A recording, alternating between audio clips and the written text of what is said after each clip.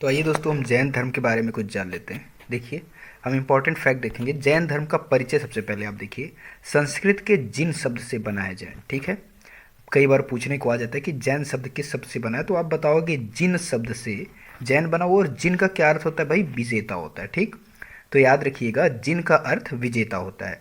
और इसके संस्थापक को क्या कहते हैं? तीर्थकर कहते हैं। लेकिन अगर महात्मा की बात करें तो निर्ग्रथ कहेंगे। ठीक है मित्रों, प्रथम तीर्थकार कौन हो जाएंगे? ऋषभदेव हो जाएंगे। याद रहे, संस्थापक को हम तीर्थकर कहते हैं और महात्मा, जैन धर्म के महात्मा को निर्ग्रथ कहते हैं। प्रथम तीर्थकर की अगर बात करें, प्रथम संस्थापक की बात करें तो ऋषभदेव है। ठीक है मित्रों, आइए आगे बात करते हैं। पार्श्वनाथ के बारे में कुछ चीज़ें जानते हैं।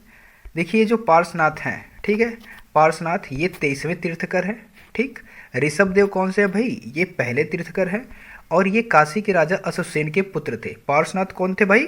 काशी के राजा अश्वसेन के पुत्र थे। इनका जन्म वाराणसी में हुआ था और अनुयायियों को चतुर्याम शिक्षा का पालन करने को कहा था। अब चतुर्याम शिक्षा क्या होती है उसके बारे में आइए जानते हैं। ठीक, देखिए चतुर्याम शिक्षा, ठीक है मित्रों, तो चतुर्याम शिक्षा ये दे रखा हुआ है।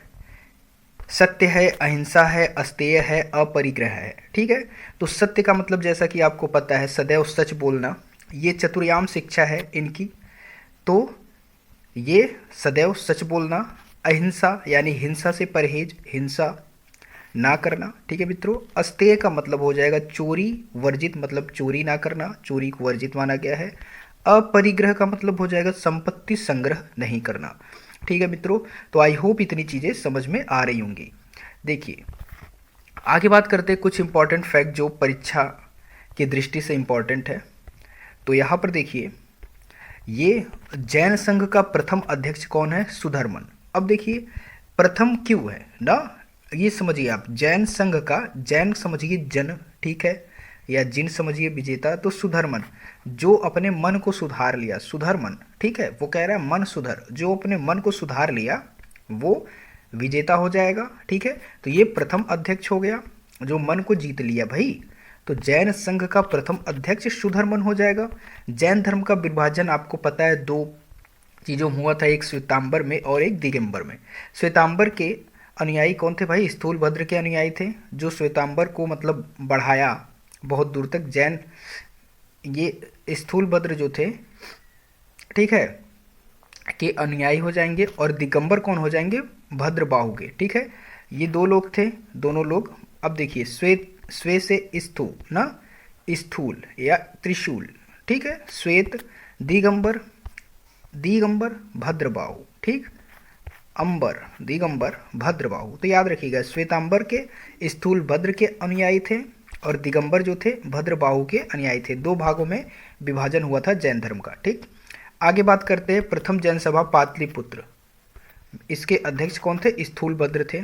प्रथम जैन सभा जो पाटलिपुत्र में हुआ था, इसके अध्यक्ष स्थूलभद्र थे। द्वितीय जैन सभा वल्लभी में हुआ था, इसके अध्यक्ष देवर्धिगढ़ या क्षमा श्रमण थे। ठीक है, आगे बात करते हैं, मैंने क्या बताया? देवर्धिगढ़ और क्षमा श्रवण, क्षमा श्रमण। ठीक है, जैन साहित्य को कहा जाता है आगम, कहा जाता है। आगम का मतलब सिद्धांत होता है, जैन साहित्य को आगम कहा जाता है। पार्श्वनाथ का प्रतीक क्या है भाई? सर्प है। ठीक है, पार्श्वनाथ सर्प का प्रतीक है। आजीवक संप्रदाय के संस्थापक मक्खली गोसाल थे, ये बार बार पूछने को मिलता है। आजीवक संप्रदाय के संस्थापक मक्खली गोसाल थे। ठीक, आई होप इतनी चीज़ें समझ में आई होंगी। आप याद रखिएगा, ये जो है आपके चतुर्याम जो शिक्षा है, सत्य, अहिंसा, अस्तेय, अपरिग्रह। ठीक है, इसका कभी कभी अर्थ भी पूछ लेता है एग्जाम में। तो ये चतुर्याम शिक्षा हो गई पार्श्वनाथ की। ठीक है, ये अपने अनुयायियों को भाई चतुर्याम की शिक्षा का पालन करने को कहा था कि सत्य पर चलो, अहिंसा ना करो, अस्तेय, ठीक है, अपरिग्रह। आई होप ये चीज़ें समझ में आई होंगी। तो आइए महावीर स्वामी के बारे में कुछ इंटरेस्टिंग फैक्ट जानते हैं। ठीक, ये जैन धर्म के 24वें तीर्थकर थे। ठीक है मित्रों, 24वें तीर्थकर थे और इनका जन्म कहाँ हुआ था? 599 ईस्वी वैशाली में हुआ था, कुंडग्राम या कुंडलपुर में। ठीक है मित्रों, तो ये याद रखिएगा। पिता इनके सिद्धार्थ हैं और ये जात्रक क्षत्रियों क्षत्रियों के संघ के प्रधान थे। ठीक है, माता कौन थी भाई? माता त्रिशला थी या विदेह दत्ता बोला जाता है। ये वैशाली के लिच्छवी गणराज्य के प्रमुख राजा चेटक की बहन थी। ठीक है, चेटक की बहन थी माता। पिता सिद्धार्थ नाम है, ये जातक क्षत्रियों के संघ के प्रधान थे। पत्नी की बात करते तो पत्नी इनकी यशोदा थी, और यशोदा क्या थी भाई? कुंडीय गोत्र की कन्या थी। ठीक है मित्रों, तो यशोदा कुंडीय गोत्र की कन्या थी। आगे हम बात करते हैं, पुत्री कौन थी भाई इनकी? पुत्री अड़ोज्जा प्रिय दर्शना थी, अड़ोज्जा प्रिय दर्शना, और इनके दामाद थे जमाली। ठीक, अब देखिए वास्तविक संस्थापक की अगर हम बात करते हैं तो महावीर स्वामी क्या थे? जैन धर्म के वास्तविक संस्थापक थे, 24वें तीर्थकर। अगर ज्ञान की प्राप्ति कहते हैं तो ज्ञान की प्राप्ति कैवल्य कहते हैं। ठीक, ये जृंबिका ग्राम के समीप एक ऋजुपालिका नदी थी, उसी के तट पर। ठीक है, साल वृक्ष के नीचे। तो आपको तीन चीज़ याद रखना है, साल वृक्ष के नीचे, ऋजुपालिका नदी के तट पर, और जिम्बिका ग्राम के समीप। ठीक, अब देखिए ज्ञान प्राप्ति के पश्चात महावीर इनको बोला गया। ठीक, तो इनमें क्या क्या है? इनके नाम हैं केवलिन, अरहत, जिन तथा निर्ग्रत। ठीक, अब देखिए मैंने बताया था जिन मतलब विजेता होता है, निर्ग्रत मतलब क्या होता है? महात्मा होता है, और तीर्थकर मतलब संस्थापक होता है। पहले वीडियो में मैंने बताया था। इनके प्रथम शिष्य जमाली ही थे, इनके दामाद। ठीक है मित्रों, तो जमाली इनके प्रथम शिष्य आ जाएंगे, ये बार बार पूछता है। आगे बात करते हैं, चतुर्याम की जो शिक्षा थी उसके 5वें व्रत में ब्रह्मचर्य इन्होंने जोड़ दिया था। किसने? महावीर स्वामी ने ब्रह्मचर्य को जोड़ दिया था। और चतुर्याम की शिक्षा कौन कौन सी थी? सत्य थी, अहिंसा थी, अस्तेय था, अपरिग्रह था। ठीक है मित्रों, उसमें ब्रह्मचर्य जुड़ गया, तो ये क्या हो गया? चतुर्याम आपका ये 5वें व्रत में ब्रह्मचर्य जुड़ गया, तो क्या हो गया भाई? अब हो गया सत्य, अहिंसा, अस्तेय, अपरिग्रह और ब्रह्मचर्य। ठीक है मित्रों, अनेकांतवाद और स्यादवाद के प्रतिपादक थे। कौन थे भाई? महावीर स्वामी अनेकांतवाद और स्यादवाद के प्रतिपादन। ठीक, पुनर्जन्म एवं कर्मवाद में इनका बहुत ज़्यादा विश्वास था। ठीक, आगे बात करते हैं, इनकी मृत्यु 527 ईस्वी पावापुरी में हुई थी। ठीक है, मृत्यु 527 ईस्वी राजगीर के निकट पावापुरी में हुई थी। जन्म इनका वैशाली में हुआ था, कुंडलपुर। ठीक है मित्रों, पिता का नाम क्या था? सिद्धार्थ था। माता कौन थी भाई? त्रिशला या विदेह दत्ता कहा जाता है। ठीक, आई होप सारी चीज़ें समझ में आई होंगी। तो धर्मचक्र प्रवर्तन, ठीक है मित्रों, यानी बुद्ध ने जो 5 ब्राह्मणों को उपदेश दिया था, ठीक, उसे धर्मचक्र प्रवर्तन कहा गया। कहाँ दिया था भाई? पूछता है कहाँ दिया था, तो सारनाथ में दिया था। सारनाथ का एक नाम और है, ऋषिपत्तनम है या मृगदाव है। तो आप याद रखिएगा, जो बुद्ध ने 5 ब्राह्मणों को उपदेश दिया था वो कहाँ दिया था? सारनाथ में, ऋषिपत्तनम, मृगदाव में दिया था। तीनों एक ही जगह का नाम है, सारनाथ का। प्रथम उपदेश ये महात्मा बुद्ध द्वारा दिया गया, और क्या कहते हैं इसको भाई? धर्मचक्र प्रवर्तन कहते हैं। पूछता है जो प्रथम उपदेश महात्मा बुद्ध ने दिया था उसे हम क्या कहते हैं, तो आप बता दोगे कि उसे धर्मचक्र प्रवर्तन कहते हैं। और कहाँ दिया था? सारनाथ में दिया था या ऋषिपत्तनम में, मृगदाव। ठीक है, कितने ब्राह्मणों को दिया था? 5 ब्राह्मणों को, जिनमें उनका प्रिय शिष्य आनंद भी था। आइए बात करते हैं, यहाँ पर कुछ राजा हैं उनके समयकालीन के, और वो क्या क्या दान दिए थे। तो देखिए यहाँ पर बिंबिसार ने वेलुवन विहार दान में दिया था। ठीक है, वेलुवन विहार दान में दिया था। अब प्रसेनजित ने पुब्बाराम विहार दान में दिया था। लिच्छवी ने कुटाग्रशाला। ठीक, इसी तरह अनाथ पिंडक की बात करते तो जेतवन विहार। ये कैसे याद रहेगा? देखिए बिंबी, ये बीबी हो रहा है ना, बिंबिसार, और ये वेलुवन। ठीक, ब दोनों में आ रहा है, व और ब समझिए। प्रसेनजित, प्रसन्न कौन रहता है भाई? प्रसन्न से आप समझिए प्रसन्न, प्रसन्न जिसके पास राम रहेंगे वो प्रसन्न ही रहेगा, तो प्रसेनजित पुब्बाराम। ठीक है, ये देखिए पी, ये भी पी, पुब्बाराम। ठीक, लिच्छवी क्या हो रहा है? यानी आपका क्या मिल गया? ये भाई बीबी मिल गया और ये पीपी मिल गया। ठीक, आगे बात करते हैं, लिच्छवी, लिच्छवी एल और के मिल रहा है। ठीक, तो ये वो चीज़ नहीं है। लिच्छवी क्या? लिच्छवी, लिच्छवी से समझिए कुटाग्रशाला। ठीक, लिच्छवी कुटाग्रशाला। छवि, छवि क्या होती है भाई? छवि, छवि मतलब परछाई होती है, और साला, साला। ठीक, कुटाग्रशाला, शाला, तो शाला मतलब एक मतलब स्थान होता है, जैसा ये समझिए। तो परछाई स्थान जैसे बोलते हैं ना कि व्यायामशाला। ठीक, ये हो गया। अनाथ पिंडक, अनाथ कौन है भाई? जेतवन। अनाथ, अनाथ जो अनाथ होता है उसको लोग कहते हैं जेत, जाते न वन, जाते न या जाओ न वन। तो अनाथ जो होता है उसका कहीं कोई नहीं होता है, तो जाते न वन, उसका वन में ही सब कुछ होता है। तो अनाथ पिंडक जेतवन उसका सारा संसार वन जैसा ही लगता है भाई। जो अनाथ है, कोई नहीं है, तो सारा संसार वन जैसा ही लगेगा ना।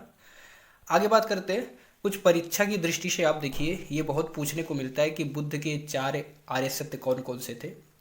ठीक, तो आइए हम बात करते हैं यहाँ पर 4 आर्य सत्य के बारे में। पहला क्या है? दुख है। पहला 4 आर्य सत्य में पहला दुख है। दुख समुदाय है। ठीक है मित्रों। दुख निरोध है। दुख निरोध गामिनी प्रतिप्रदा है। अब देखिए, 4 आर्य सत्य तो ये है, दुख है, दुख का समुदाय भी है, ठीक है, और दुख निरोध भी आप कर सकते हैं, मतलब दुख को कम कर सकते हैं, और दुख निरोध करने का एक मार्ग भी है, ठीक है। और वो मार्ग कौन सा है? बुद्ध ने बताया हुआ है, वही मार्ग तो अष्टांगिक मार्ग है, ठीक है मित्रों। आगे हम बात करेंगे। ये देखिए, सर्वाधिक प्रचार उन्होंने कौशल श्रावस्ती में दिया था, 21 वास, ठीक। आगे बात करते, अब देखिए ये जो है अष्टांगिक मार्ग, पहले हम डिस्कस करते हैं। तो दुख का निरोध कैसे आप कर सकते हैं? अष्टांगिक मार्ग के द्वारा कर सकते हैं। वो कौन कौन से हैं? प्रज्ञा में देखिए, सम्यक दृष्टि है, सम्यक संकल्प है, सम्यक वाक है, ठीक है। पहला पूछता है अष्टांगिक मार्ग में पहला क्या है बुद्ध का? तो सम्यक दृष्टि, सम्यक वाक, सम्यक संकल्प। अब देखिए, सम्यक दृष्टि का मतलब क्या होता है? प्रज्ञा में है भाई, मतलब हमको ऐसी ही प्रतिज्ञा करनी चाहिए कि जो जैसा चीज़ दिख रहा है हमें उसी तरह से देखना चाहिए, उसको किसी और तरह से नहीं देखना चाहिए। और हमें एक संकल्प लेना चाहिए, उस पर हमें मतलब अडिग रहना चाहिए। और सम्यक वाक, हमें अच्छा चीज़ बोलना चाहिए, सही चीज़ों को बोलना चाहिए। इसी तरह बात करते हैं शील में। शील में क्या क्या है? सम्यक कर्मांत, हमारे कर्म अच्छे होने चाहिए। सम्यक आजीव, सम्यक व्यायाम, व्यायाम करना चाहिए। समाधि में देखिए 2 है, सम्यक स्मृति और सम्यक समाधि, ठीक है मित्रों। तो सम्यक स्मृति और सम्यक समाधि, तो आपके समझ में आया अष्टांगिक मार्ग जो है ये दुख निरोध गामिनी प्रतिप्रदा है। इससे हम दुख को कम कर सकते हैं। सम्यक दृष्टि, सम्यक वाक, सम्यक संकल्प से ये प्रज्ञा में आ जाएंगे। शील की बात करते हैं, सम्यक कर्मांत, सम्यक आजीव, सम्यक व्यायाम आ जाएंगे। समाधि, सम्यक स्मृति, सम्यक समाधि। आई होप ये चीज़ें समझ में आई होंगी। अब देखिए, महात्मा बुद्ध से जुड़े कुछ और फैक्ट जान लीजिए, जो कि मैंने पहले डिस्कस कर चुका है। महापरिनिर्वाण किसको कहा गया है भाई? बुद्ध कि जब मृत्यु हो गई थी, ठीक। ये कब हुई थी? कुशीनगर में 80 वर्ष की आयु में शरीर त्याग दिया था, 483 ईसा पूर्व में। और इसी को महापरिनिर्वाण कहा गया है। जब इन्होंने घर त्याग दिया गया था तो उसको महाभिनिष्क्रमण कहा गया है, यानी शरीर त्यागने को क्या कहा गया है? निर्वाण। उनको निर्वाण की प्राप्ति हो गई थी। अब कैसे निर्वाण की प्राप्ति हो गई भाई? महापरिनिर्वाण की प्राप्ति हो गई। सबसे महान, महा मतलब महान होता है, तो महापरिनिर्वाण की प्राप्ति हो गई 483 ईसा पूर्व, 80 वर्ष की आयु में। अंतिम समय की बात करते हैं। अंतिम वर्षा ऋतु वैशाली, ठीक है। इनका जो अंतिम समय था वो कहाँ बीता? वैशाली में बीता, वो भी अंतिम वर्षा ऋतु में, वर्षा का समय था, ठीक।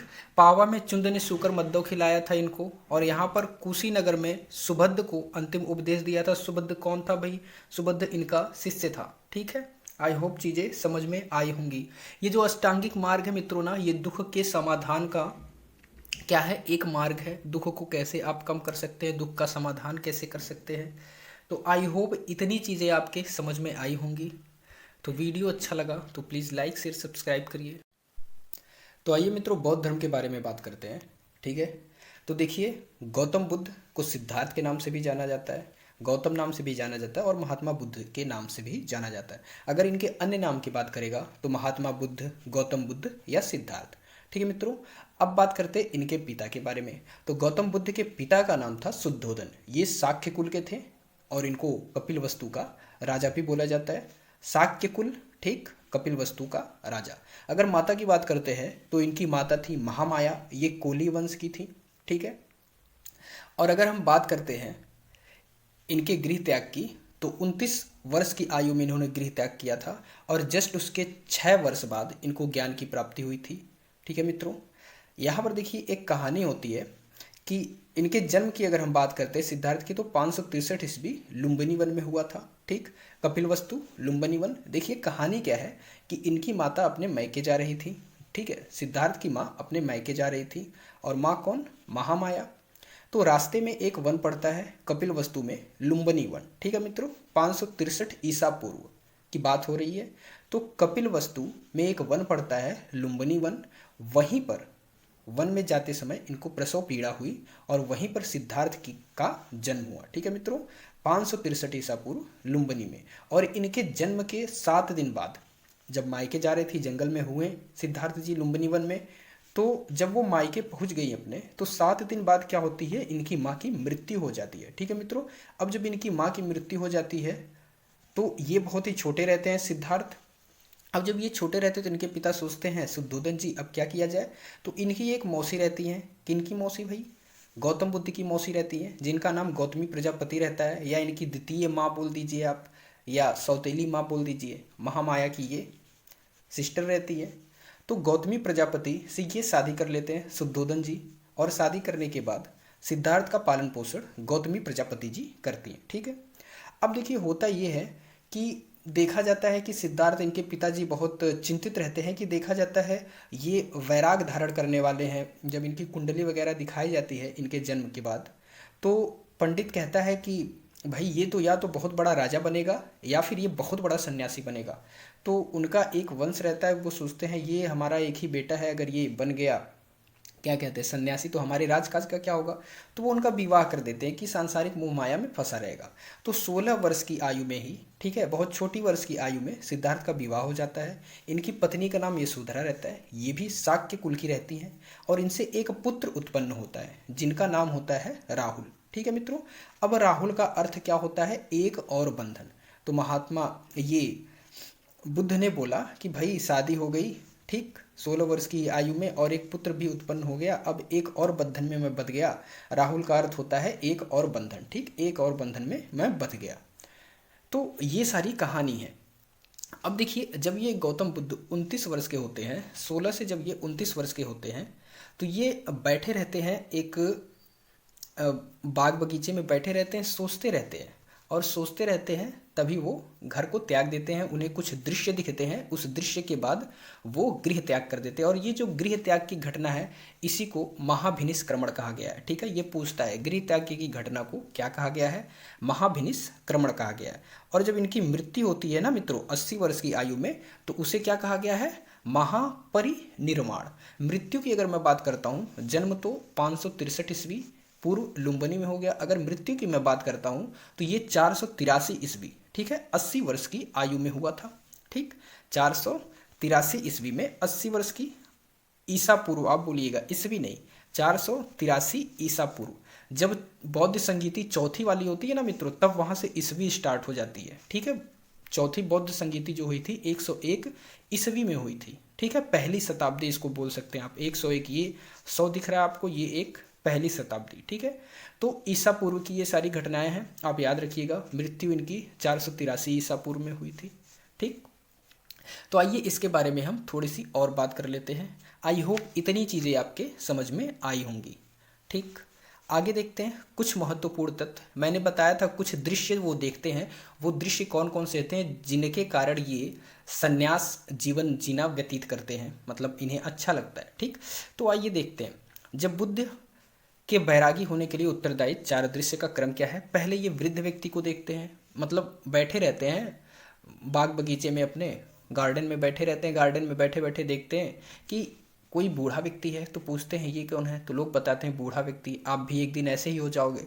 फिर बीमार व्यक्ति को देखते हैं, तो कहते हैं ये कौन है, बोलते हैं बीमारी सबको, सुख दुख सबको लगा रहता है। ठीक, फिर एक मृतक व्यक्ति को देख लेते हैं, तथा बाद में एक सन्यासी को देखते हैं जो बहुत ही प्रसन्नचित्त मुद्रा में रहता है, और यही उन पर बहुत ज़्यादा प्रभाव डाल देता है। ठीक, कि ये जो मोह माया है मैं इसे त्याग कर देना चाहता हूँ, या तो मैं बुढ़ा होकर के मर जाऊंगा, बेकार है। बीमार व्यक्ति, फिर मृतक, इससे बढ़िया मैं सब कुछ छोड़ करके एक सन्यासी का जीवन व्यतीत करूंगा। और यही जो दृश्य हैं ये बार बार पूछता है एग्जाम में, ये ज़्यादा प्रभाव डाला उनके ऊपर, और वो बैराग को चले गए। ठीक है, बैरागी हो गए। आगे बात करते हैं, गृह त्याग के बाद सर्वप्रथम उनकी मुलाकात सांख्य दर्शन के आचार्य अलार कलाम से हुई थी। और ये जो अलार कलाम है ना भाई, ये इनके प्रथम गुरु माने जाते हैं। ठीक, अलार कलाम जो हैं प्रथम गुरु माने जाते हैं। कहाँ मुलाकात हुई थी, वैशाली के निकट। पूछा जाता है कि प्रथम गुरु इनके कौन हैं बुद्ध के, तो अलार कलाम है। इनकी मुलाकात कहाँ हुई थी, वैशाली के निकट हुई थी, और ये सांख्य दर्शन से जुड़े हुए थे। आगे बात करते हैं, राजगृह के निकट फिर इनके दूसरे गुरु से मुलाकात होती है, जिनका नाम होता है रुद्रक रामपुत्र। ठीक है, ये रुद्रक रामपुत्र दूसरे गुरु इनके होते हैं। अगर मैं बात करूं गौतम बुद्ध के प्रिय शिष्य की, तो उनका प्रिय शिष्य आनंद होता है। वही 5 शिष्यों में से एक होता है जो उपदेश देते हैं गौतम बुद्ध उन 5 शिष्यों को बुला करके। ठीक है मित्रों, तो आई होप इतनी चीज़ें आपके समझ में आई होंगी। ठीक है, बुद्ध को तथागत भी कहते हैं, ठीक है, सांख्य मुनि भी कहते हैं। ओके मित्रों, तो आइए इसके बारे में और थोड़ी सी जानकारी लेते हैं। देखिए, ज्ञान प्राप्ति की मैंने बात करी है। ज्ञान प्राप्ति में मैंने ये बताया कि 35 जब 29 वर्ष की आयु में उन्होंने घर छोड़ा, ठीक है, तो 6 वर्ष बाद वो 35 वर्ष के हो गए और उसी अवस्था में, ठीक, वैशाख पूर्णिमा के दिन पीपल वृक्ष के नीचे, ठीक, वैशाख पूर्णिमा की रात्रि, वैशाख पूर्णिमा की रात्रि पीपल वृक्ष के नीचे इन्हें ज्ञान की प्राप्त होती है 45 दिन कठिन तपस्या के बाद। ठीक है, 45 दिन ये जब तपस्या करते हैं तो उन्हें ज्ञान की प्राप्ति होती है। ऐसा माना जाता है कि इनका जो जन्म हुआ था ये वैशाख पूर्णिमा को हुआ था, ज्ञान की प्राप्ति भी वैशाख पूर्णिमा को हुई थी, और ज्ञान की प्राप्ति वैशाख पूर्णिमा को, जन्म भी वैशाख पूर्णिमा को, और इनकी मृत्यु भी वैशाख पूर्णिमा को हुई थी। इसीलिए बुद्ध पूर्णिमा हम लोग मनाते हैं। ठीक है, ये बुद्ध की पूर्णिमा है। ठीक है मित्रों, आगे बात करते हैं। बौद्ध धर्म के दो अनुयायी दो वर्गों में बटे हुए थे। ठीक है, जो बौद्ध धर्म के अनुयायी थे, जो प्रचार प्रसार करते थे, वो दो वर्गों में बटे हुए थे, भिक्षु तथा उपासक। आप भिक्षु या भिक्षुड़ी बोल सकते हो तथा उपासक या उपासिकाएं बोल सकते हो। ठीक, दो वर्ग हो जाएगा, एक ये और एक ये हो जाएगा। ठीक है मित्रों, अब एशिया के ज्योतिपुंज के नाम से भी जाना जाता है तथागत, साक्य मुनि, ठीक, बुद्ध, गौतम बुद्ध, महात्मा बुद्ध, सिद्धार्थ, ढेर सारे नाम हैं इनके, इनको जाना जाता है एशिया का ज्योतिपुंज। आगे बात करते हैं गौतम बुद्ध की जीवनी पर आधारित लाइट ऑफ एशिया नामक जो पुस्तक लिखी है, जो आप लोग पढ़ते होंगे, उसको एडविन अर्नाल्ड ने लिखी हुई है। अब हीनयान का शाब्दिक अर्थ क्या होता है मित्रों? निम्न मार्ग होता है, और महायान का उत्कृष्ट मार्ग। कैसे याद होगा? हीन निम्न होते हैं, महा उत्कृष्ट होते हैं। ठीक है, अब देखिए ये जो हीनयान महायान है, ये जब चौथी बौद्ध संगीति हुई थी, जिसके शासक कनिष्क थे, मतलब कनिष्क राजा थे, और अगर अध्यक्ष की बात करते हैं तो वसुमित्र थे। ठीक, और यही जो चौथी संगीति है ना, यही से हीनयान महायान में दो भागों में विभक्त हो गया था बौद्ध धर्म। ठीक, इसके विभाजन की स्टार्टिंग तो आप समझिए द्वितीय से ही हो गई थी। जो द्वितीय बौद्ध संगीति 383 ईस्वी में हुई थी, तभी हो गई थी। शासक कालाशोक थे इनके। ठीक है, तो आई होप इतनी चीज़ें समझ में आएंगी। देखिए, एक क्वेश्चन ये भी आता है, जब मैं बौद्ध संगीति आपको पढ़ाऊंगा तो होता क्या है कि बिहार में तीनों संगीतियाँ हुई थी, लेकिन एक जो है कश्मीर में हुई थी। ठीक, लास्ट वाली चौथी संगीति। तो आई होप इतनी चीज़ें समझ में आई होंगी। यहाँ पर देखते हैं, ये जो है बुद्ध अपने मत को कहते थे मध्यमा प्रतिपदा या मध्यम मार्ग। ठीक है मित्रों, तो आई होप इतनी चीज़ें समझ में आई होंगी आपको। तो जैसा कि मित्रों आप देख रहे हैं, इस सेक्शन में हम बात करने वाले हैं घटना प्रतीक के बारे में। ठीक है, त्रिपिटक जो बुक है उसके बारे में, त्रिरत्न के बारे में बात करेंगे, और शिक्षा केंद्र के बारे में बात करेंगे, मतलब बौद्ध धर्म की शिक्षा कहाँ कहाँ क्या क्या केंद्र था उनका, और कुछ शब्द और अर्थ के बारे में बात करेंगे जो कि बौद्ध धर्म से रिलेटेड है। ठीक है मित्रों, तो आइए बिना टाइम को वेस्ट किए हुए हम बात करते हैं। यहाँ देखिए, सबसे पहले हम बात करेंगे घटना। ठीक, तो ये जो जन्म की घटना है, बुद्ध के जन्म की घटना, उसका प्रतीक चिन्ह क्या माना जाता है? तो मित्रों उसका प्रतीक चिन्ह माना जाता है कमल एवं सांड। ठीक है, अब देखिए होता क्या है, कोई बच्चा जन्म लेता है, भाई राजा के घर में पैदा हुए थे, तो इसलिए कमल एवं सांड का प्रतीक माना जाता है। गृह त्याग इन्होंने घोड़े से किया था, महाभिनिष्क्रमण जिसको कहते हैं, तो भाई ये गृह त्याग का प्रतीक हो गया घोड़ा। ज्ञान, ज्ञान की अगर प्रतीक की बात करते हैं तो पीपल वृक्ष के नीचे या बोधि वृक्ष के नीचे उनको ज्ञान की प्राप्ति हुई थी, इसलिए प्रतीक हो जाएगा ज्ञान का पीपल वृक्ष। निर्वाण, निर्वाण का मतलब होता है मृत्यु, जीवन और मृत्यु के चक्र से मुक्त हो जाना। ठीक, तो जीवन और मृत्यु के चक्र से मुक्त हो जाना मतलब उनके पीछे पीछे चल करके, महात्मा बुद्ध के पीछे पीछे चल करके आप निर्वाण की प्राप्ति कर सकते हो, यानी पद चिन्ह ना। और मृत्यु, जब मृत्यु होती है या बुद्ध की मृत्यु हुई थी तो उनकी अस्थियों को स्तूप में रखा गया था, ये चीज़ समझिएगा। तो आई होप इतनी चीज़ें समझ में आपको आई होंगी। मैंने जन्म के लिए क्या बताया? जन्म के लिए कमल एवं सांड प्रतीक है, गृह त्याग घोड़ा, ज्ञान पीपल या बोधि वृक्ष, निर्वाण पद चिन्ह उनका, मतलब उनके पीछे पीछे चल के आप निर्वाण की प्राप्ति कर लेते हो, जीवन और मृत्यु के चक्र से आप मुक्त हो जाते हो। ठीक है, जो सांसारिक मोह माया है उससे आप मुक्त हो जाते हो। ओके मित्रों, तो आई होप इतनी चीज़ें समझ में आई होगी। निर्वाण का अर्थ भी कभी कभी पूछ देता है, तो निर्वाण का अर्थ होता है दीपक का बुझ जाना। ठीक, मृत्यु हो गया, इसका स्तूप हो गया। अब देखिए त्रिरत्न के बारे में हम बात करते हैं ना। तो त्रिरत्न क्या है भाई? बुद्ध है, धम्म है और संघ है। बौद्ध धर्म के त्रिरत्न मतलब ये 3 रत्न हैं, वो कौन कौन से हैं? बुद्ध है, धम्म है और संघ है। बुद्ध ही सत्य है, ठीक, धर्म ही सत्य है और संघ, संघ वो होता था मित्रों, मतलब ये ऐसा एक ग्रुप होता था जहाँ पर बौद्ध धर्म का प्रचार प्रसार किया जाता था। तो आई होप त्रिरत्न आपको समझ में आया होगा। आगे देखते हैं त्रिपिटक क्या है ना। तो त्रिपिटक ये 3 पुस्तकों की रचना को कहते हैं हम, ठीक, 3 पुस्तकों की रचना जो कि पाली भाषा में हुई है। पूछता है त्रिपिटक किस भाषा में है, तो पाली भाषा में। और ये 3 पुस्तकें हैं, विनय पिटक, सुत्त पिटक, अभिधम्म पिटक। इन तीनों को मिला करके, ठीक, आप क्या कह देते हो? त्रिपिटक, ठीक है मित्रों। और ये विनय पिटक और सुत्त पिटक जो है ना मित्रों, ये पहली बौद्ध संगीति जब हुई थी 483 ईसा पूर्व में, ठीक। और इसके शासक की अगर मैं बात करता हूँ तो अजात शत्रु थे, अध्यक्ष महाकश्यप थे या महाकश्यप भी बोलते हैं इनको। और स्थान कहाँ था इनका? स्थान राजगृह, ठीक है। तो आप याद रखिएगा ये जो 2 पुस्तक हैं ये प्रथम बौद्ध संगीति में इनकी रचना हुई थी। विनय पिटक में क्या है मित्रों? विनय पिटक में संघ संबंधी नियम है, ठीक। और संघ संबंधी नियम का मतलब प्रचार, ठीक, प्रचार प्रसार। और अगर सुत्त पिटक की हम बात करते हैं तो सुत्त पिटक क्या है? ये मतलब बुद्ध के उपदेशों का संग्रह, मतलब जो हमारी आने वाली पीढ़ी है वो इन उपदेशों से कुछ सीखे, मतलब इसमें रख दिया गया है लिख करके सुत्त पिटक में रख दिया गया है कि जो आने वाली पीढ़ी है वो बौद्ध धर्म के बारे में कुछ कुछ जाने, ठीक है।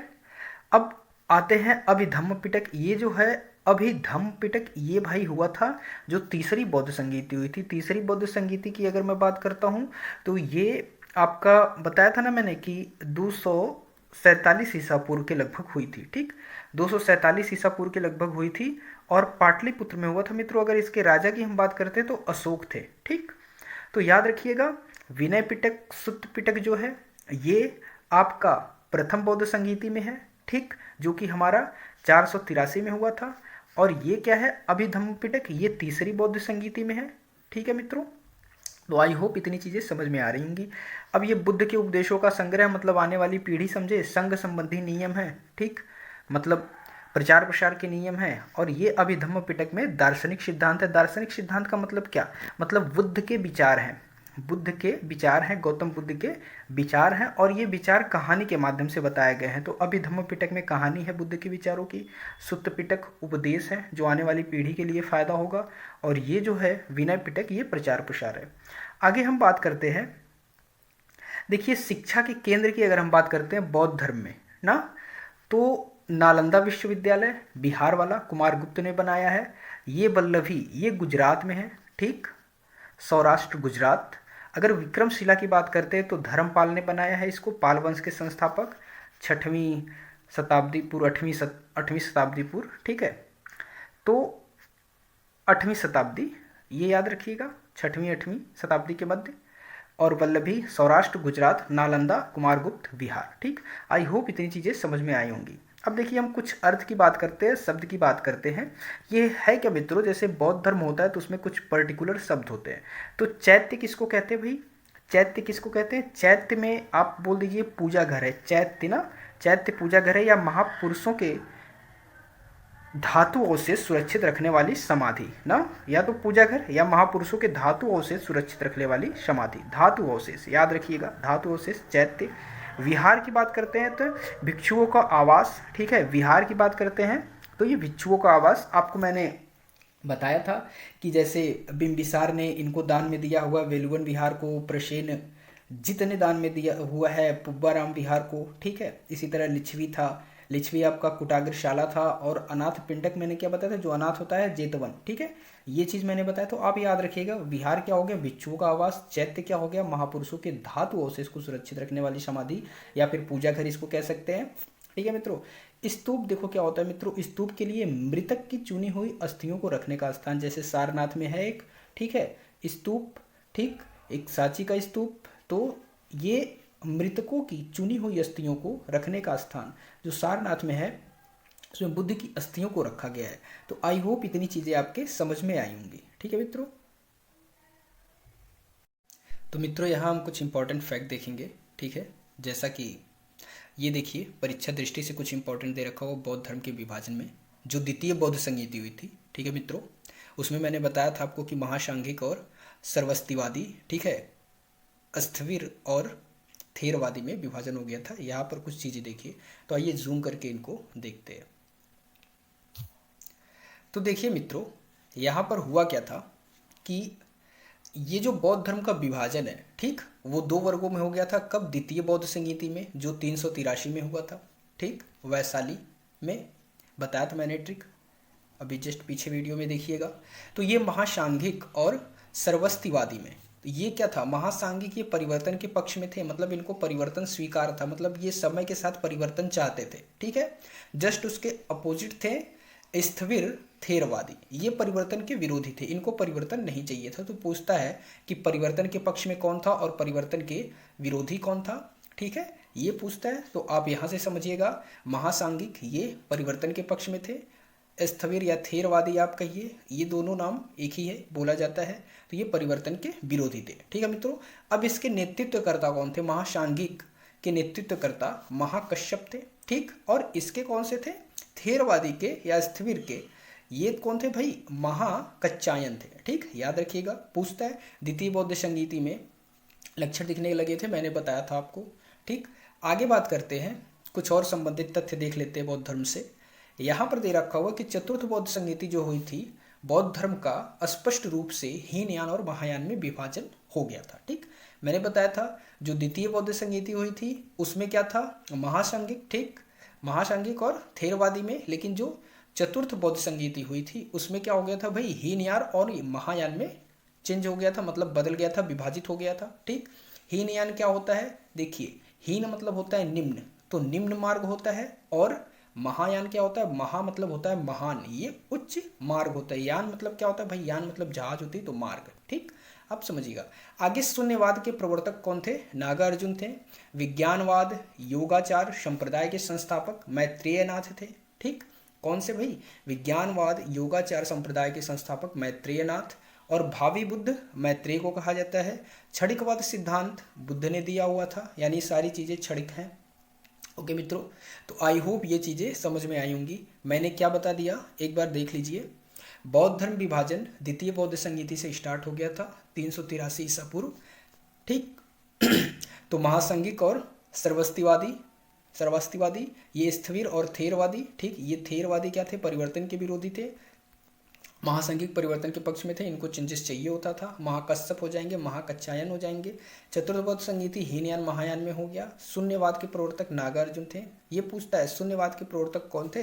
तो नागार्जुन, ठीक, नागार्जुन, नाग और अर्जुन जिसके साथ मिल जाए, मतलब नाग ने अगर अपना अर्जुन ने अपना नाग वाला बार छोड़ दिया तो शून्य ही बचने की चांस है, ठीक है। तो शून्यवाद के प्रवर्तक नागार्जुन।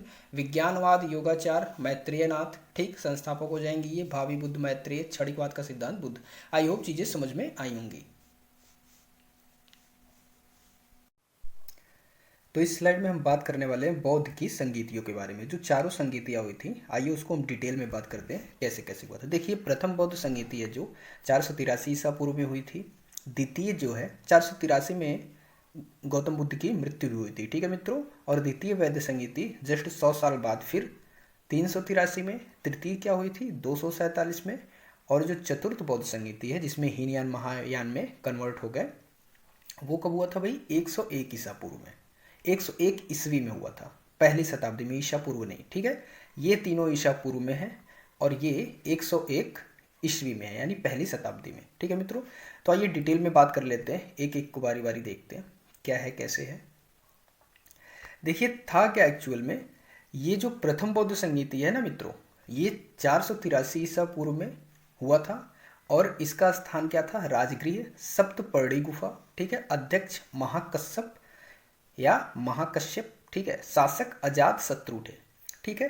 तो आई होप इतनी चीजें समझ में आ रही थी। अब इसमें क्या जानने वाली चीजें हैं, इसमें ये जानिए, ये जो प्रथम बौद्ध संगीति है ना मित्रों, इसमें 2 पुस्तकों की रचना हुई थी, जो मैंने पहले बताया था। त्रिपिटक जिसको बोलते थे, 3 पुस्तक को लेकर के, विनय पिटक, सुत्त पिटक और अभिधम्म पिटक को लेकर के। तो इसमें प्रथम में विनय पिटक और सुत्त पिटक की रचना हुई थी, और कुछ इंपॉर्टेंट नहीं है। विनय पिटक संघ संबंधी नियम होता है और सुत्त पिटक में बुद्ध के उपदेशों का संग्रह है, ठीक है, आने वाली पीढ़ियों के लिए। तो आई होप इतनी चीज़ें समझ में आएंगी। इससे क्वेश्चन कैसे आते हैं, पूछता है प्रथम बौद्ध संगीति कब हुई थी, तो आप बता दोगे 483 ईसा पूर्व। स्थान पूछता है राजगृह सप्तपर्णी गुफा, ठीक। फिर पूछता है इसके अध्यक्ष कौन थे, तो महाकश्यप या महाकश्यप थे। आगे बात करता है शासक की, ठीक, तो अजातशत्रु बता दोगे, इतना ही आता है। और कभी कभार पूछ लेता है कि विनय पिटक सुत्त पिटक कहा, तो आप प्रथम बौद्ध संगीति बता सकते हो, ठीक है। बिहार में हुआ था, बिहार, ठीक है मित्रों। आगे बात करते हैं सेकंड की। अगर हम बात करते हैं द्वितीय बौद्ध संगीति जो है, ठीक, तो द्वितीय बौद्ध संगीति आपकी 383 ईसा पूर्व में, पहली क्या 483 में, ये 383 में, यानी जस्ट 100 वर्ष बाद हुआ था। स्थान कहाँ है भाई, वैशाली। पहले का स्थान कहाँ है, राजगृह है सप्तपर्णी गुफा। दूसरे का वैशाली है, यानी वैशाली और राज हो गए, ठीक, वैशाली और राज हो गए। राज या वैशाली बोलिए आप, ऐसे याद रहेगा। पहले क्या हुआ था, राज नाम का एक लड़का था, वैशाली नाम की एक लड़की थी, तो पहली राज और वैशाली हुआ, ठीक। अब देखिए मैं ट्रिक बताते हुए जा रहा हूँ, आपको बहुत अच्छे से समझ में आएगा मित्रों। अध्यक्ष की बात करते हैं, शुभकामी, शावकामीर, ठीक, कमीर और सर्वकामिनी। देखिए शुभकामी, साबकमीर और सर्वकामनी। तो देखिए वैशाली क्या है, वैशाली सब काम कर देती है भाई, अब स्त्री है, लड़की है, घर का सारा काम करती है। शाब कमीर या सर्व कामनी, तो वैशाली सब काम करती, तो अध्यक्ष आपको याद हो जाएगा, स्थान याद हो जाएगा। शासक काला शोक, सब काम करती है फिर भी उसके जिंदगी में शोक ही शोक है, ठीक, काला शोक। शोक होता तो मान भी लेता, लेकिन काला शोक है, शोक भी है काला भी है ना। काले को लिया गया है बहुत ही गलत चीज़ों से, मतलब जीवन अंधकार में हो गया, तो काला शोक है इनके जीवन में। तो क्या याद हुआ यहाँ से, यहाँ से आपको ये समझ में आया कि 383 ईसा पूर्व, स्थान वैशाली, ठीक, और अध्यक्ष शुभकामी, शाब कमीर और सर्वकामनी। शासक क्या हो जाएंगे, काला शोक हो जाएंगे। एक चीज़ यहाँ ध्यान रखिए, ये जो 383 है ना मित्रों, यहीं से क्या हुआ था, जो द्वितीय बौद्ध संगीति थी, यहाँ से विभाजन के लक्षण दिखने लगे थे। किसके, बौद्ध धर्म के विभाजन के लक्षण दिखने लगे थे, ठीक। जैसे महासांगिक हो गया और थेरवादी हो गया। महासांगिक क्या था, ये परिवर्तन के पक्ष में रहते थे हमेशा, और थेरवादी परिवर्तन नहीं चाहते थे। आगे हम इसके बारे में डिस्कस करेंगे। तो आप ये याद रखिएगा, द्वितीय बौद्ध संगीति से दो अलग चीज याद रखिएगा कि महासांगिक और थेरवादी में विभाजन स्टार्ट हो गया था, मतलब लक्षण दिखने लगे थे। ये भी कहाँ हुआ था भाई, बिहार में हुआ था, ठीक, यानी पहला भी बिहार में हुआ था, दूसरा भी बिहार में हुआ था। पूछता है ये भी कौन सी बौद्ध संगीति बिहार के बाहर हुई थी, तो आप बता दोगे बिहार के बाहर भाई चौथी बौद्ध संगीति हुई थी, कश्मीर में हुई थी, ठीक। अब देखिए ये दो क्लियर हो गया आपको। आगे हम बात करते हैं तीसरे की, ठीक। तो ये जो तीसरा है मित्रों, ठीक, यहाँ पर देखिए तीसरी बौद्ध संगीति, वर्ष क्या है 247 ईसा पूर्व, स्थान पाटलिपुत्र है। अब याद रखिएगा पाटलिपुत्र, पुत्र। अब देखिए वहाँ क्या था, पहले में क्या था, राज था, ठीक, वैशाली था, ये दोनों मिले, वैशाली सब काम करती थी, ठीक है। राज महाकश्यप, शासक अजातशत्रु हो जाते थे। तो देखिए 1-2 हुआ और ये पुत्र हुआ, मतलब राज और वैशाली के पुत्र हो गए, ठीक, पाटलिपुत्र हो गए। ये तीसरी बौद्ध संगीति होगी। और इसके अध्यक्ष देखिए मोगली पुत्र तिस्त थे, तो पुत्र यहाँ भी है, पुत्र यहाँ भी है। तो याद रखिएगा जहाँ स्थान पाटलिपुत्र है उसका अध्यक्ष मोगली पुत्र तिस्त हो जाएगा, ठीक, मोगली पुत्र तिस्त हो जाएगा। अब वहाँ काला शोक था उनके जीवन में, वैशाली के जीवन में काला काला शोक था, सब कुछ काम करने के बाद, सब कामी करने के बाद, ठीक, शुभ कामी सबके बाद काला शोक था, और यहाँ अशोक हो जाएगा, ठीक। मुगली पुत्र पाटलिपुत्र, राज और वैशाली का पुत्र पाटलिपुत्र, ये समझिए, ठीक है, ट्रिक बता रहा हूँ। अब ये चीज़ें समझ में आई, ठीक है मित्रों। ये भी कहाँ हुआ था, बिहार में हुआ था। अब आइए हम बात कर लेते हैं तीसरे की। इसमें एक चीज़ और महत्वपूर्ण है, क्या, जैसे पहले में क्या था, विनय पिटक और सुत्त पिटक, ये दो किताब लिखी गई थी। जो आपका त्रिपिटक है, पाली भाषा में लिखा हुआ है, उसमें 3 पुस्तकें हैं, एक अभिधम्म पिटक है। तो ये तीसरा वाला जो है ना मित्रों, अभिधम्म पिटक, वो तीसरी बौद्ध संगीति में ही हुआ था, ठीक है, उसकी रचना। तो विनय पिटक, सुत्त पिटक, अभिधम्म पिटक, विनय पिटक सुत्त पिटक आपका प्रथम में हो गया, और तीसरे में क्या हो जाएगा, तीसरे में अभिधम्म पिटक हो जाएगा, ठीक है। आई होप इतनी चीज़ें समझ में आई होंगी। आगे हम बात करते हैं चौथे बौद्ध संगीति की।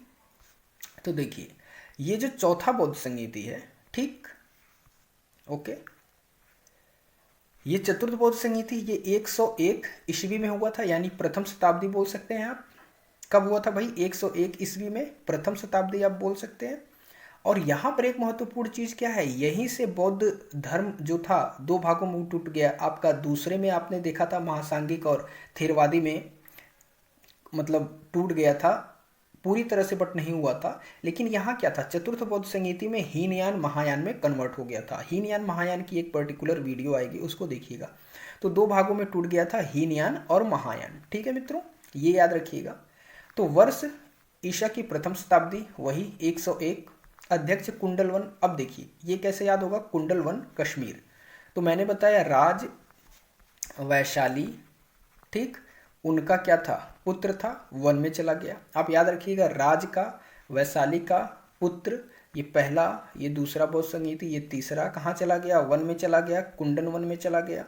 ठीक, तो याद हो जाएगा, स्थान सबका क्लियर हो गया, कुंडल वन कश्मीर। ठीक है मित्रों, ये बिहार के बाहर हुआ था। कश्मीर यही पूछता है कभी कभार कि कौन सी ऐसी संगीति है जो बिहार के बाहर हुई थी, तो ये कश्मीर। ठीक, अध्यक्ष वसुमित्र हो जाएंगे इसके, ठीक है, वसुमित्र, और उपाध्यक्ष इसमें अश्व घोष हो जाएंगे। अब देखिए वन है, वन में अश्व है, ठीक है, वन है, वन में अश्व है, यानी घोड़ा है, तो इसके उपाध्यक्ष अश्व घोष हो जाएंगे।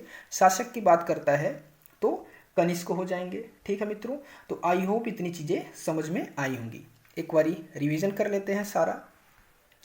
तो देखिए मैंने क्या बताया, यहाँ ध्यान देने वाली बात क्या है, मैंने ये बताया प्रथम बौद्ध संगीति जो है वो 483 ईसा पूर्व, ठीक, द्वितीय क्या था 383, चतुर्थ 247, और तृतीय 247, चतुर्थ क्या है प्रथम शताब्दी, ठीक, ईस्वी में। अब देखिए इसमें मैंने बताया राज है भाई, ठीक, इसमें वैशाली है, और इन दोनों का पुत्र है पाटलिपुत्र, ये वन में चला गया, कुंडल वन, यानी स्थान क्लियर हो गया। ठीक, अब फिर मैं बताया महाकश्यप। अब देखिए वैशाली सब काम करती थी, तभी भी उसके जीवन में शोक रहता था। ठीक, तो ये तो क्लियर हो गया। ठीक, ये यहाँ पर एक चीज़ और मैंने बताया, महासांगिक और थेरवादी। अब देखिए इसमें क्या था, महाकश्यप, ठीक, और अजातशत्रु, याद रखिएगा। तीसरे में मैंने बताया यहाँ भी पुत्र है, तो यहाँ पुत्र हो गया, यहाँ काला शोक से अशोक हो जाएगा, और यहाँ क्या हो जाएगा भाई, कुल्लर वन है, क्योंकि वन में चला गया था। वसुमित्र, अश्वघोष और शासक कनिष्क हो जाएंगे। तो आई होप इतनी चीज़ें समझ में आई होंगी।